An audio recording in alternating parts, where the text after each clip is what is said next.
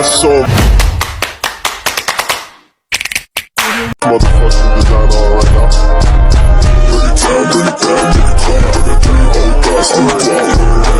Assalamualaikum warahmatullahi wabarakatuh. Waalaikumsalam warahmatullahi wabarakatuh. Perkenalkan, nama saya Aulia Fatasaroya dengan NIM 210306017. Di sini saya akan menjelaskan dan menceritakan tentang nuzulul Quran. Video ini dibuat guna memenuhi tugas mata kuliah Ulumul Quran dan Ulumul Hadis dengan dosen pengampu Ibu Baqiyatus Sholihah, STHI, MSI. Kata nuzul itu berasal dari bahasa Arab nazala yunazilu nuzulan, yang secara etimologi itu berarti turun dari atas ke bawah. Sebagaimana Imam Az-Zarkashi mengatakan bahwa ulama Ahlussunnah sepakat bahwa kalam Allah Subhanahu wa Ta'ala, yaitu Al-Quran, itu diturunkan. Namun mereka berbeda pendapat dalam memaknai kata al-nuzul atau al-inzal yang artinya turun. Ada yang mengatakan bahwa nuzulul Quran itu berarti munculnya Al-Quran. Ada yang mengatakan bahwa nuzulul Al-Quran adalah pemberian pemahaman tentang Al-Quran. Jadi dapat disimpulkan bahwa nuzulul Quran adalah proses pemberian pemahaman tentang Al-Quran kepada malaikat Jibril atau Nabi Muhammad SAW. Kemudian pada selanjutnya saya akan menjelaskan mengenai beberapa tahapan dalam nuzulul Quran. Nah, para ulama itu membagi proses penurunan Al-Quran itu menjadi 3 tahapan.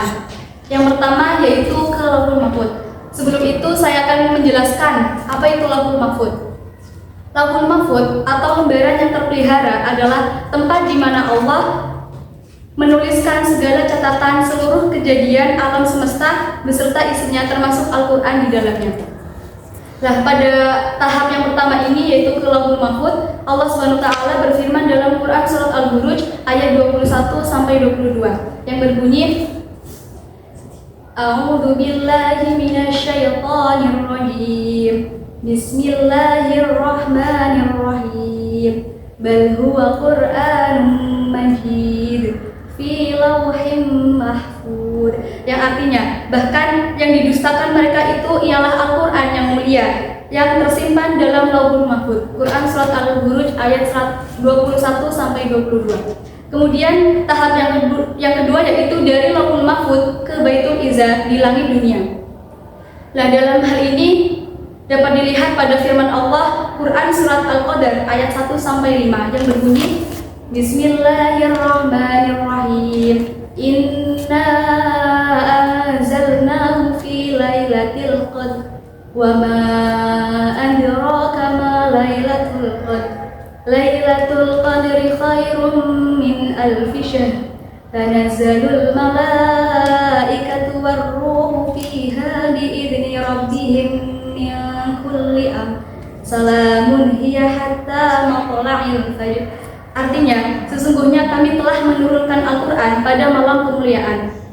Dan tahukah kamu apa malam kemuliaan itu? Malam kemuliaan itu lebih baik dari 1000 bulan. Pada malam itu turun malaikat-malaikat dan malaikat Jibril atas izin Tuhannya untuk mengatur segala urusan yang ada di bumi. Malam itu penuh kesejahteraan sampai terbitnya fajar. Nah, teman-teman sekalian, terkait dengan penurunan Al-Quran dari Lauhul Mahfuz ke Baitul Izzah ini, beberapa ulama itu berpendapat tentang cara dan masa penurunannya. Yaitu yang pertama, menurut kebanyakan ulama itu Al-Quran diturunkan ke langit dunia pada malam Lailatul Qadar secara sekaligus. Kemudian diturunkan secara berangsur-angsur selama 22 tahun 6 bulan kepada Nabi Muhammad SAW. Sebagaimana pendapat ini didukung oleh riwayat An-Nasa'i, Ibnu Abi Syaiban, dan Hakim dari Ibnu Abbas. Kemudian tahapan yang kedua, pendapat yang kedua, Al-Quran itu turun ke langit dunia selama 20 malam Lailah Al-Qadar dalam 20 tahun atau 23 malam Lailah Al-Qadar selama 23 tahun. Yang ketiga, pendapat yang ketiga, permulaan proses penurunan Al-Quran terjadi pada malam Lailatul Qadar secara sekaligus, kemudian diturunkan secara berangsur-angsur pada momentum yang berbeda-beda pada semua waktu. Kemudian pada tahapan yang ketiga yaitu dari Baitul Izzah kepada Nabi Muhammad SAW. Sebagaimana dalam hal ini Allah berfirman dalam Quran surat Al-Baqarah ayat 185 yang berbunyi, Bismillahirrahmanirrahim. Syahrul Ramadan alladzi unzila fihi al-Qur'an hudan linnas wa bayyinatin minal huda wal furqan. Al-ayah, artinya bulan Ramadan adalah bulan di dalamnya Al-Quran diturunkan sebagaimana petunjuk bagi manusia dan penjelasan-penjelasan mengenai petunjuk itu dan pembedaan antara yang halal dan yang benar dan yang batil.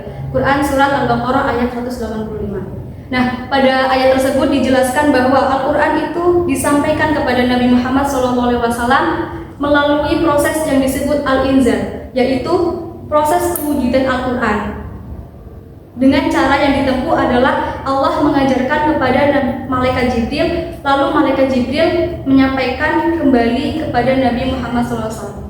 Sebagaimana yang telah dijelaskan di atas, bahwa nuzulul Quran itu merupakan peristiwa penting kepada Nabi kita, Nabi Muhammad SAW, di Gua Hiro pada tanggal 17 Ramadan. Nabi Muhammad itu mendapatkan wahyu pertama melalui Malaikat Jibril, sebagaimana turunnya Quran surat Al-Alaq ayat 1 sampai 5 yang berbunyi Bismillahirrahmanirrahim. Iqra bismi rabbikal ladzi khalaq. Khalaqal insana min 'alaq. Iqra wa rabbukal akram alladzi 'allama bil qalam. 'Allamal insana ma lam ya'lam. Shadaqallahu adzim. Selanjutnya, setelah dijelaskan beberapa tahapan tentang turunnya Al-Quran, Al-Quran itu diturunkan secara berangsur-angsur memiliki beberapa hikmah. Yang pertama yaitu mengukuhkan dan meneguhkan hati Nabi Muhammad SAW. Yang kedua, agar Al-Quran itu mudah dihafal dan dipahami oleh kaum muslimin. Yang ketiga, menetapkan hukum secara bertahap seperti proses pengharaman khamar. Kemudian dengan turunnya Al-Quran secara berangsur-angsur itu untuk menjelaskan pertanyaan yang diajukan kepada Nabi Muhammad SAW. Kemudian untuk mengetahui mana ayat yang mansuh dan mana ayat yang nasih. Kemudian dengan turunnya Al-Quran secara berangsur-angsur ini yaitu untuk menegaskan kemukjizatan dari Al-Quran. Sekian penjelasan yang dapat saya sampaikan. Kurang lebihnya mohon maaf. Wallahul muwaffiq ila aqwamit thoriq. Wassalamualaikum warahmatullahi wabarakatuh. Waalaikumsalam warahmatullahi wabarakatuh.